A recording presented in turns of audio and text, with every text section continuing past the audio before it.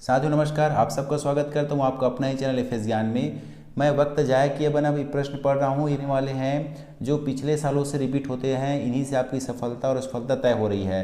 तो चलिए video start करें। उससे पहले चैनल में नए हैं तो चैनल को जरूर सब्सक्राइब कीजिएगा, बेल आइकन को प्रेस करना ना भूलें, आल को टच जरूर कीजिएगा। तो यहाँ पर 154 को गुना करेंगे 18 से तो आता है 2772। तो हमें बताना है कि 27.72 को भाग करेंगे 18 से, तब इन चारों में से कौन सा करेक्ट आंसर होने वाला है। ठीक है, तो स्टार्ट करें। तो हमारा तो कन्फर्म क्या है कि अगर 2772 को भाग देंगे 18 से तो आएगा 154, याद रखिएगा। दूसरा बात बता दूं कि इसी को 2772 को भाग करेंगे हम 154 से तो आएगा कितना, 18। जी हाँ, लेकिन हमें क्या कहा गया है कि 27.72 को भाग दीजिए 1.8 से, तो उसका मान क्या है, अगर दशमलव को छोड़ दे तो 154 आना कन्फर्म है। लेकिन दशमलव देकर हमें उलझा रहा है सवाल में। ठीक है, तो एक बात ध्यान दीजिए कि यहाँ पर जो ये लिखा गया है, मैं बता दूँ आपको कि 27.72 को भाग करेंगे 1.8 से। ठीक है, तो एक बात समझ जाइए कि यहाँ पर आ जाएगा कितना, हमारा दशमलव हटाएंगे तो बटा 100 आ जाएगा। क्लियर, यहाँ पर दशमलव को हटाएंगे तो क्या आ जाएगा, 10 आ जाएगा। मतलब ये एक जीरो से कट गया। तो कहने का मतलब है कि यहाँ पर क्या बचा है, 1/10 बचा हुआ है। ठीक है, तो इतना तय है कि भाग देंगे, ये जो दशमलव अपना स्थान छोड़ गया, इनसे भाग देंगे तो कितना आएगा, 154 आएगा कन्फर्म। और नीचे में क्या बच गया हमारा, 10 बचा है। ठीक, तो 10 से भाग करेंगे तो हम यहाँ से कौन से ओर से, बाईं ओर। जी हाँ, बाईं ओर एक स्थान पहले क्या लगा देंगे, दशमलव। ठीक है, तो ये हो जाएगा हमारा 15.4 करेक्ट आंसर। इस तरह आप सोचिएगा। ठीक है, तो चलिए नेक्स्ट क्वेश्चन देखते हैं। यदि एक समकोण त्रिभुज की दो लंबवत भुजाएं 5 सेंटीमीटर और 12 सेंटीमीटर, जी हाँ बच्चों, समकोण त्रिभुज पता रहना चाहिए आपको क्या होता है, तो इस त्रिभुज का परिमाप चारों विकल्प में से कौन सा होगा। तो मैं यहाँ डायग्राम बना दूं कि अब समकोण त्रिभुज इस तरह से बनता है। ठीक है, इनमें से लंबवत भुजाएं कौन कौन सी, वो आपको कन्फर्म रहना चाहिए कि ये भुजाएं ये और ये परस्पर लंबवत है, यहाँ पर 90 अंश का कोण बनता है, ये कन्फर्म होना चाहिए।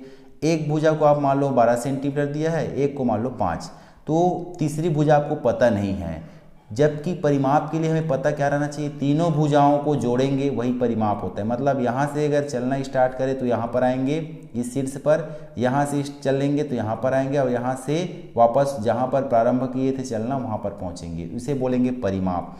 तो ये तो पता नहीं है। ठीक है, इसको हमें पता करना पड़ेगा। तो एक बात ध्यान दीजिए, चूँकि ये जो पाइथागोरस प्रमेय लगाते हैं यहाँ पर, समकोण त्रिभुज है तो है ना, तीसरी भुजा ज्ञात करने के लिए पाइथागोरस प्रमेय पढ़ाते हैं। अब वो क्या होता है, आप आज क्लास 5 में पढ़ रहे हैं तो याद रखिएगा। यहाँ पर क्या करेंगे, जो ये जो दो भुजाएं दी है ना, लंबवत भुजाएं, उनका आप वर्ग कर लो। और वर्ग कैसे करेंगे वो बताता हूँ मैं। ये वर्ग हो गया, ठीक है, और एक दूसरा हो गई भुजा हो गई 12, इसका वर्ग हो गया। ठीक, दोनों का वर्ग करेंगे। तो वर्ग करने का मतलब क्या है कि 5 की घात 2 ऐसा पढ़ेंगे। फर्क करने का मतलब क्या बता दूं कि 5 को स्वयं से एक बार और गुना करो। ठीक, 2 घात है मतलब 5 गुना 5, 12 है, इसको क्या लिखेंगे, 12 गुना 12, इस तरह से। अब जानते हैं कि 5 गुना 5 कितना होता है, 25, और 12 गुना 12 कितना होता है, 144। ठीक है, अब क्या करेंगे, दोनों को जोड़ देंगे। क्या करेंगे, दोनों को जोड़ देंगे। तो 25 और 144 कितना हो जाता है, योगफल करेंगे तो ये हो जाता है 169। ध्यान दीजिए, 169 हो जाता है, जोड़े तो। अब उसके बाद सोचिएगा कि यह किनका 2 बार गुना है। ठीक है, तो उसके लिए क्या करेंगे, देखो 12 का जब 2 बार गुना स्वयं से गुना किए तो आ गया 144। अब कहाँ जाएंगे, 13 के पास जाएंगे। ठीक है, कि आप करके देखो, सोचना पड़ेगा आपको। तो यहाँ पर हम करेंगे, अगर 13 को 13 से गुना कर देंगे ना तो क्या आता है, 13 तिया 39, ये हो गया 9, 3 बचा, 13 कम 13 और 3 16। उतना ही आया कि नहीं आया, देखो। ठीक है, तो इस तरह आपको सोचना पड़ेगा। तो समझ जाना कि यहाँ पर क्या आएगा, वह 13 आने वाला है। ठीक, 5 कवर किए, 12 कवर किए, दोनों को जोड़े, वो किसके बराबर आया, 13 के वर्ग मतलब 169 के बराबर आया। तो यहाँ पर 13 आ गया।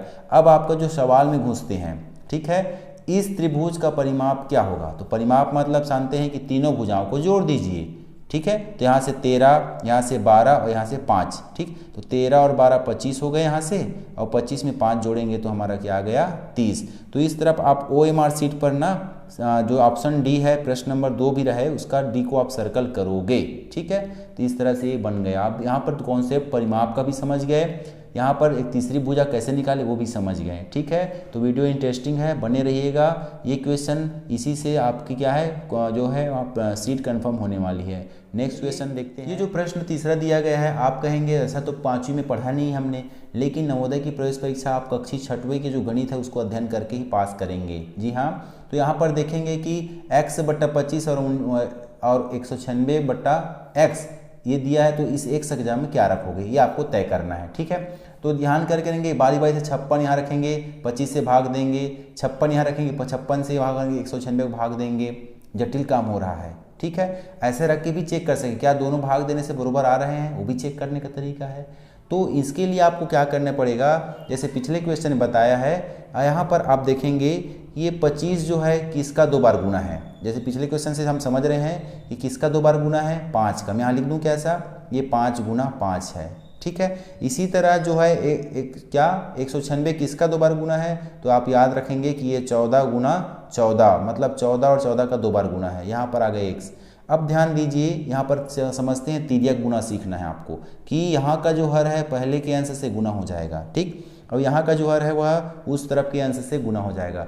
तो जब x का x से गुना करेंगे, तो मैंने पिछले सवाल में बताया आपको कि x का गुना करेंगे x से, ठीक है, तो क्या हो जाता है बताया मैंने, x की घात 2 लग जाता है। ठीक, उसी तरह यहाँ पर क्या हो जाएगा, 5 गुना 5 है, मतलब क्या हो जाएगा 5 की घात 2 बन जाएगा। ध्यान समझिए जाइएगा, तोड़ तोड़ के मैं बता रहा हूँ आपको। और 14 गुना 14 किए तो क्या हो जाएगा, 14 की घात 2 बन जाएगा। इस तरह से मतलब यहाँ भी x की घात 2 और ये 5 की घात 2, ये 14 की घात 2। ठीक है, तो यहाँ पर तिर्यक गुना वही बताता है, ये हो गया x की घात 2, ये 5 की घात 2 गुना 14 की घात 2, ये आपस में गुना हो गया। कहने का मतलब है कि हमें इस तरह से हल करने पर प्राप्त होता है। अब एक बात यहाँ से समझिएगा, ये हो गया इस तरह से, दोनों तरफ 2-2 घात है ना। ठीक है, तो ये घात और ये दोनों मिलके कंप्लीट ये और बन जाएगा। इस तरह से आप समझ जाइएगा, ये 5 गुनी 14 पूरे की घात 2 और बन जाएगा घातांक के नियम से, तो ये कट जाता है दोनों। ठीक, तो क्या बचा हमारा 14 गुणित 5 और 14 पंचे क्या आ जाता है हमारा 70। तो इस तरह से ऑप्शन बी को आप सर्कल करेंगे। ठीक है, समझ रहे होंगे, वीडियो में बने रहेगा। नेक्स्ट क्वेश्चन देखते हैं। दोस्तों ये जो क्वेश्चन है उनको मैं ट्रिक से बताने वाला हूँ। प्रश्न पढ़ दूँ, एक धनराशि 16 वर्षों में साधारण ब्याज से दुगनी हो जाती है, वार्षिक दर ज्ञात कीजिए। अगर हम सूत्र विधि से बनाएं तो बहुत समय लगेगा, समय बचाना है तो क्या करेंगे, ध्यान समझिएगा। एक धनराशि 16 वर्ष में साधारण ब्याज से दुगुनी, ये शब्द दुगुनी को याद रखिए। 3 गुनी भी पूछे तो भी याद रखिए, 4 गुनी पूछे तो भी याद रखिए। तो दुगुनी कहा है ना, तो आप क्या करेंगे, दुगुनी मतलब 2, उसमें 1 घटा देंगे। क्लियर। और यहाँ पर क्या रखेंगे आप, ये जो है जो दिया है समय ना, उसको आप नीचे रखोगे और 100 से गुना कर देना। इतना समझ गए होंगे। क्या किया, दुगुनी लिखा है तो 2 लिखेंगे, तिगुनी कहता है यहाँ 3 लिखते, उसमें 1 कम करते हैं। यहाँ दुगुनी लिखा है तो 2 में 1 कम करें और नीचे भाग देंगे समय से और क्या कर देंगे 100 से गुना। समझ गए, सरल है।